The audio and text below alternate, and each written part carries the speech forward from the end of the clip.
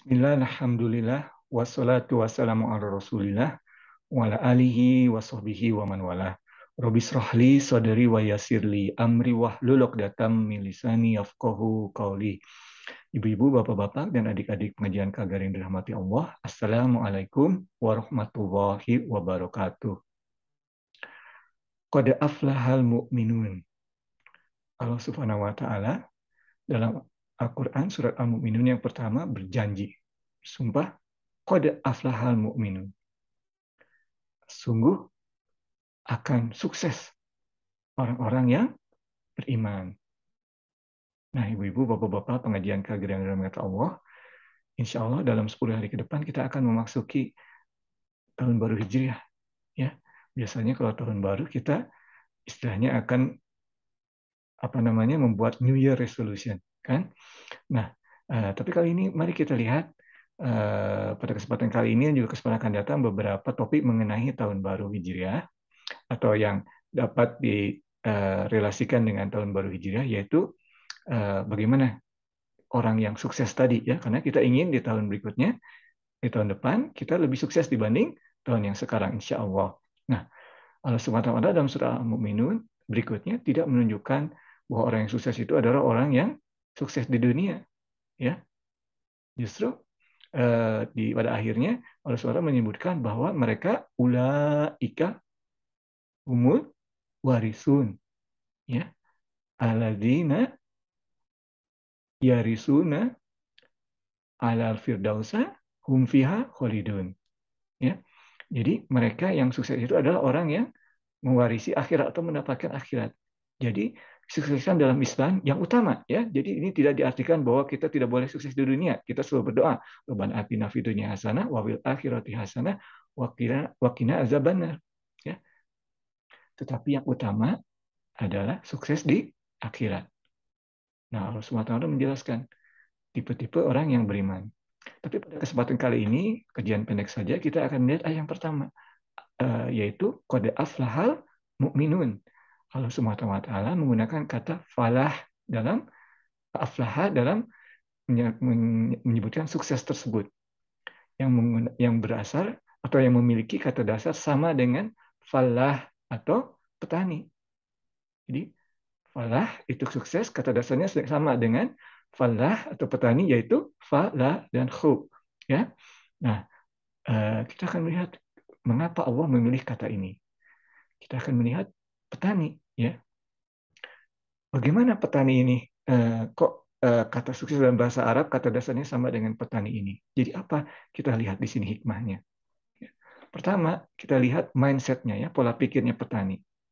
Petani itu mindsetnya tawakal, ya, pada Allah. Itu yang pertama. Petani menggantungkan dirinya, menggantungkan pekerjaannya pada sesuatu yang tidak dapat ia kontrol. For the most part, ya, pada hampir semuanya tidak bisa kontrol. Petani tidak mengontrol kapan hujan akan turun, kapan matahari akan terbit, dan sebagainya, dan sebagainya.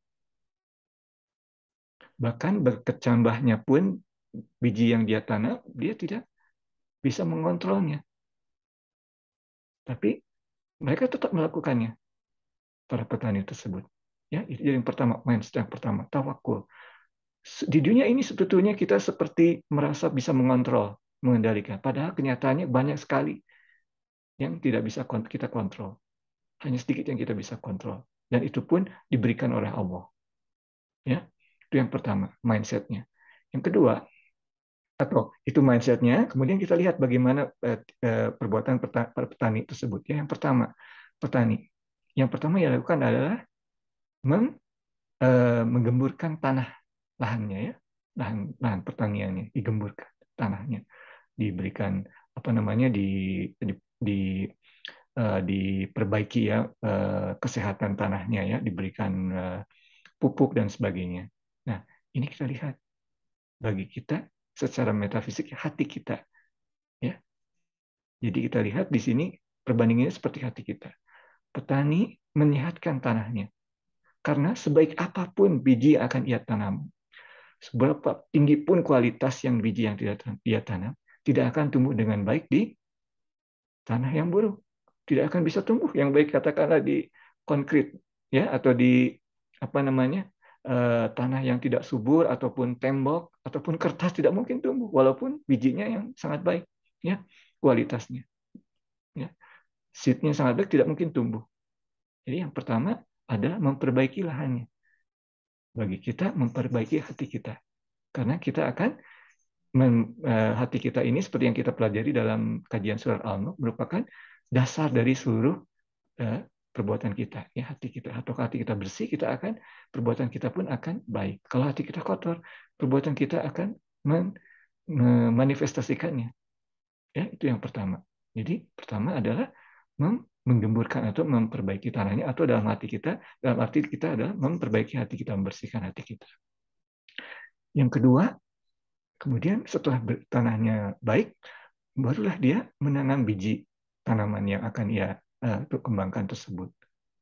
Dan pada umumnya itu merupakan kegiatan yang individual. Di pagi-pagi ia hanya melakukannya sendiri saja, ya, menanamnya sendiri, ya, menanamnya sendiri saja. Nah, ini kita bisa artikan dengan ikhlas, ya. Seringkali kita atau kita sebaiknya dalam melakukan sesuatu itu harus ikhlas hanya dengan Allah.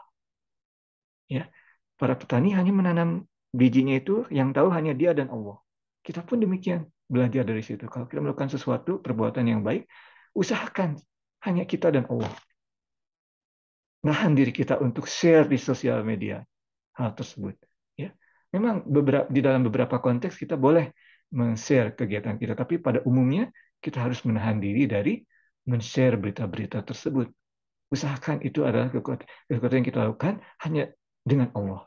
Seperti seorang yang sedang cinta kepada seorang yang dia cintai, mereka lakukan hanya tahu di antara mereka saja. Nah, kita mencintai Allah, apa yang kita lakukan hanya yang kita tahu, hanya kita dan Allah saja. Seperti petani menanam pagi-pagi hari, hanya dia saja. Ya. Kemudian yang berikutnya, dia menanamnya dengan dalam.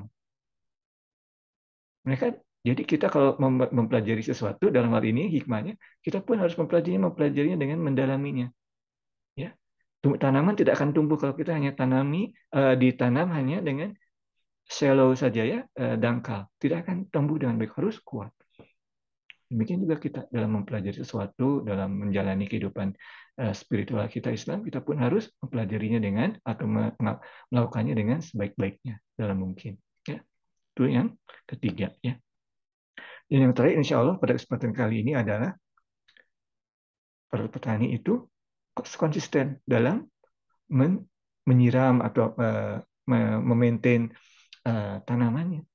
Padahal kadang-kadang, seringkali hari pertama dia belum melihat. Hari ke-10 masih belum melihat juga. Mungkin baru sebulan terlihat ada sedikit sproutnya, ya. Tapi mereka sabar. Mereka konsisten. Nah, itu juga yang harus kita pelajari atau ambil hikmahnya dari petani. Jadi yang pertama tadi mindset-nya, ya. Kedua, bersihkan hati kita seperti petani menggemburkan tanahnya. Kemudian lakukan sesuatu sedapat mungkin atau secara umumnya dengan ikhlas. Hanya kita dan Allah yang tahu dalam beramal baik. Tahan diri kita untuk men-share di sosial media. Ya. Kemudian tanam dengan dalam. Pelajari, lakukan kehidupan spiritual kita dengan sedalam mungkin. Dan yang terakhir adalah lakukan dengan konsisten. Seperti para petani, water the plant, memaintainnya walaupun dia belum melihat. 1 hari, 10 hari, 1 bulan, kadang-kadang belum terlihat. Dan insya Allah kita pada kesempatan kali ini dapat mengambil hikmah dari petani. Barakallahu fikum wa afu minkum. Wassalamualaikum warahmatullahi wabarakatuh.